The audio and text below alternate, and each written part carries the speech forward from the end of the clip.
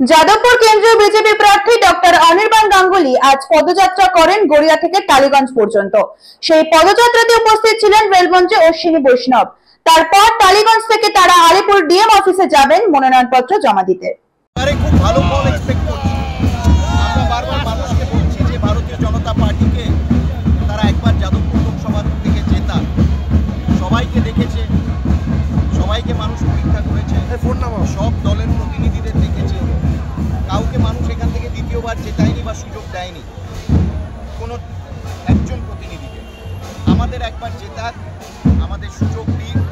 আমরা প্রধানমন্ত্রী নরেন্দ্র মোদীর বিকশিত ভারতের স্বপ্ন, সেই বিকশিত ভারতের স্বপ্নর এক কেন্দ্র যাদবপুরকে করতে চাই। এবং শুধু স্বপ্ন না, তিনি নিজের স্বপ্ন দেখেন, সেই স্বপ্ন বাস্তবায়িত করেন এবং মাঠে সেই প্রকল্প সব কিছু মানুষের কাছে পৌঁছে দেন।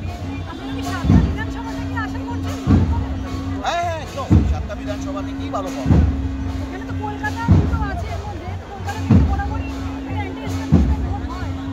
ভালো হবে, ভালো হবে। গ্রামের দিকেও খুব ভালো সাড়া পাওয়া যাচ্ছে, খুব ভালো সাড়া পাওয়া যাচ্ছে।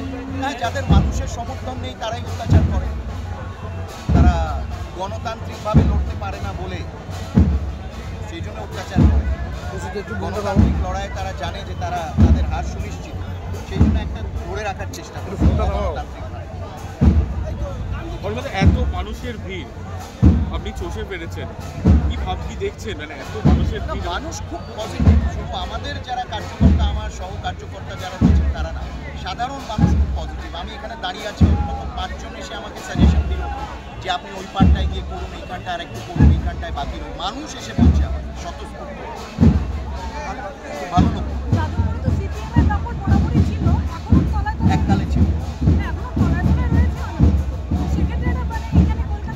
ঠিক আছে। তলায় তলায় থাকলে তো সেটা আগে সারফেস করতে হবে। 2021-এও তো তলায় তলায় ছিল, কিন্তু বিধানসভায় একটাও সিট তারা পেল না। মানুষের সমর্থন তলায় তলায়, সেই সমর্থন তো উপরেও দেখতে হবে। সন্দেশখালীর viral video, fake party, fake video, fake মুখ্যমন্ত্রী, ফেক, মানে যে পার্টি হচ্ছে একটা রিজনাল পার্টি। আমার একটাই যে পার্টি রিজনাল পার্টি, সে আবার অল ইন্ডিয়া হতে পারে কি? যে পার্টি রিজনাল পার্টি,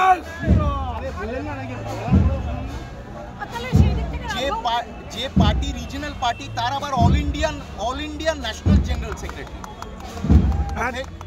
আর একটা বিষয় সেটা হচ্ছে আমরা দেখেছি এনকোয়ারি হোক, আমরা তো চাইছি হোক এনকোয়ারি। গভর্নর তার নিজের বিবৃতি দিয়েছে, নিম্ন স্তরের রাজনীতি যখন কোনো ইস্যু থাকে না, যখন কোনো বিষয় থাকে না, কোনো আর্গুমেন্ট থাকে না, তখন নিম্ন স্তরের রুচিকর রাজনীতিতে নেমে আসে। মনে আছে আপনাদের যে রামকৃষ্ণ মিশন গোল পার্কের সম্প্রসারণ যখন হওয়ার কথা ছিল, তার বিরোধিতা করেছিলেন তখনকার দক্ষিণ কলকাতার এমপি, বসে কি ধরনের মন্তব্য করেছিল রামকৃষ্ণ মিশন নিয়ে?